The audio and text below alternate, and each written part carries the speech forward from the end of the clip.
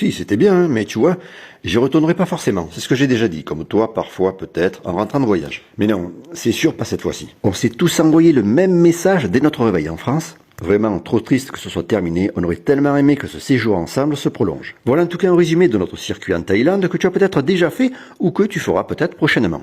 Bangkok, c'est la capitale actuelle de la Thaïlande et c'est souvent par elle qu'on commence la visite du pays. Voilà ce qu'on en voit le matin au lever du soleil en quittant le centre-ville, ou plus tard dans la journée quand tu vas le rejoindre. Ce qui surprend, c'est le nombre et la grandeur incroyable des panneaux publicitaires qui jonchent la ville, comme la forme particulière de certains immeubles. Beaucoup de circulation, le jour, la nuit, donc fais bien attention en traversant la route, ne fais pas trop confiance au passage piéton. Parmi les 3 plus beaux temples, il y a celui du Bouddha d'or. Plus de 5 tonnes d'or massif, et tu verras, son histoire est incroyable. En sortant, ce qui est sympa, c'est d'aller faire un tour dans le quartier chinois. Sur les étals, beaucoup de spécialités locales, de fruits très particuliers comme le durian, dont l'odeur est à vomir. Peut-être à tort, mais j'ai préféré m'abstenir de tout ça. Pas très loin, il y a le marché aux fleurs. Ne rate surtout pas ça, c'est fantastique, j'ai jamais vu autant de fleurs de ma vie. On se demande vraiment comment ils font pour vendre tout ça. Et puis, à la nuit tombée, on a découvert le quartier très animé de Khao San Road. Lumière éblouissante, musique, tapas pour l'apéro si le cœur t'en dit. Mais on a préféré manger dans un lieu plus calme, au bord du fleuve Chao Phraya. Il y a des super petits restos pas très chers qui surplombent le fleuve. Et puis encore 30 degrés à cette heure-là, manger en terrasse, c'est vraiment super agréable. Dès le lendemain, on a pu aller voir les 2 autres temples. Celui du Bouddha d'Emeraude, c'est plus le temple qui est à voir puisque la statue est assez petite. Il fait partie du site du Palais Royal qui est aussi absolument à visiter. Pas loin, il y a le Wat Po, temple dans lequel se trouve le Bouddha couché. Avec ses 46 mètres de long, c'est le plus impressionnant.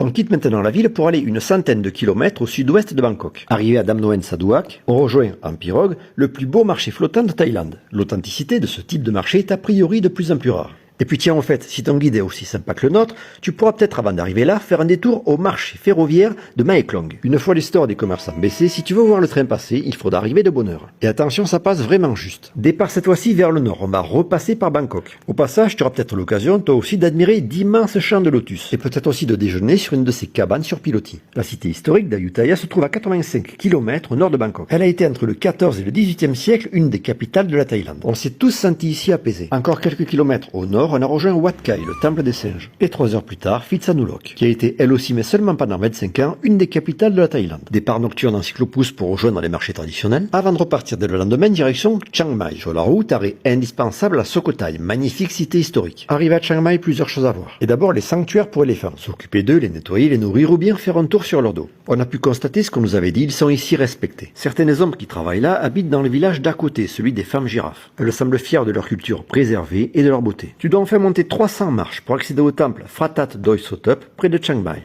Avant de retourner à Bangkok par train de nuit à partir de la gare de Lampang, on a poussé jusqu'à Chiang Rai pour voir le temple blanc, visiter un village de montagnards, puis continuer vers le Mekong et le traverser pour atteindre le Laos.